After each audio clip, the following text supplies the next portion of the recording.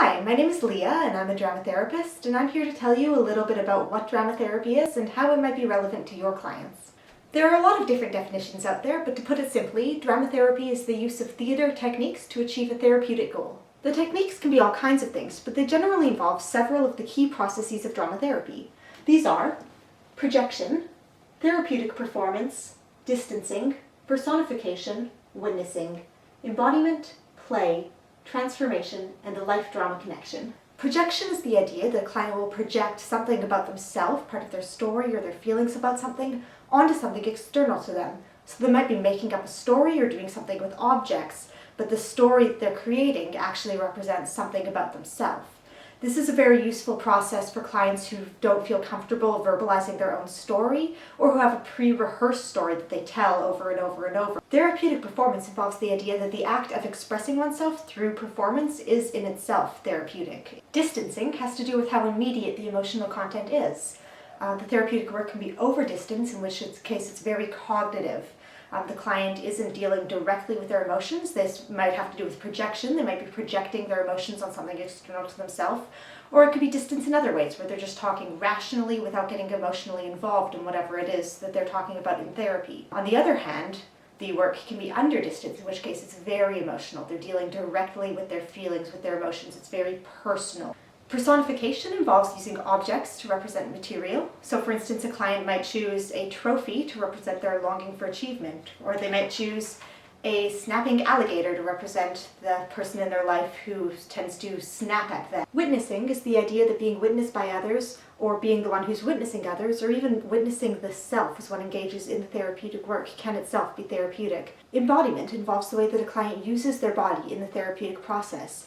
They might use their body to act something out. They may use their body to take on the role of somebody else, as we'll talk about in a second. Or they might even use their body to embody a word, a concept, something like that. Play within drama therapy can be thought about on two different levels. There's the practical level, in which we're doing things that we would generally think of as playing. So that might be things like warm-up games and activities, stuff like that, or even the use of toys. But then there's also the conceptual level of play within drama therapy. And that's when we're getting to stuff where we're not necessarily going to be obviously aware that we're playing. And that involves anything like a playful relationship with reality, with the self, or with others. So therapeutic work can be incredibly serious, incredibly challenging. But if the therapeutic work involves play on some level, it can make it easier for the client to deal with stuff that otherwise they may not be able to cope with or to deal with explicitly. They might be able to deal with on a playful level. Transformation refers to the fact that the very process of creating drama can be transformative. It can also refer to the transformations that happen during the process, such as transforming into a representation of another person or a concept, anything like that. Finally, life drama connection refers to the fact that there's an intimate connection between the drama that's happening in the therapy section and the client's life. This may be obvious to the client, they may be aware of the connection, but often in drama therapy, especially at first, this isn't known to the client. They're just working on whatever it is they're doing, a story, an embodiment, something like that. And the way it connects to their life may not even be clear to them until later, or in fact may never become clear to them, but the work will be transformative anyway. These 9 key processes are all important, but the extent to which each one is emphasized depends on the method within which the drama therapist is working. So some examples of methods that are used within drama therapy include narradrama, the integrative 5-phase model, bibliodrama, developmental transformations, playback theater, role method, and healing the wounds of history. The different methods that exist within drama therapy are a big part of what makes drama therapy so appropriate for a diverse range of contexts. For instance, drama therapy is often used within clinical contexts. It's used with people with mental disabilities, people who are dealing with mental illness, people who have experienced trauma, all kinds of different situations. And for those sorts of situations, some of these methods are more appropriate. For instance, the integrative 5-phase model might be appropriate for somebody in a mental health context.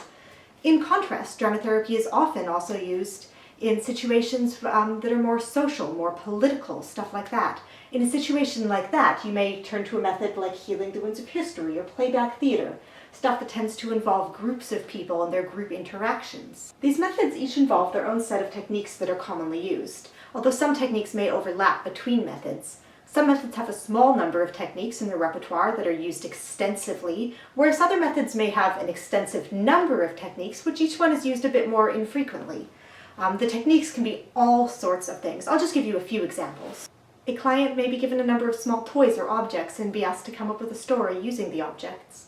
A client may simply engage in free play or improv with no structure and very little rules.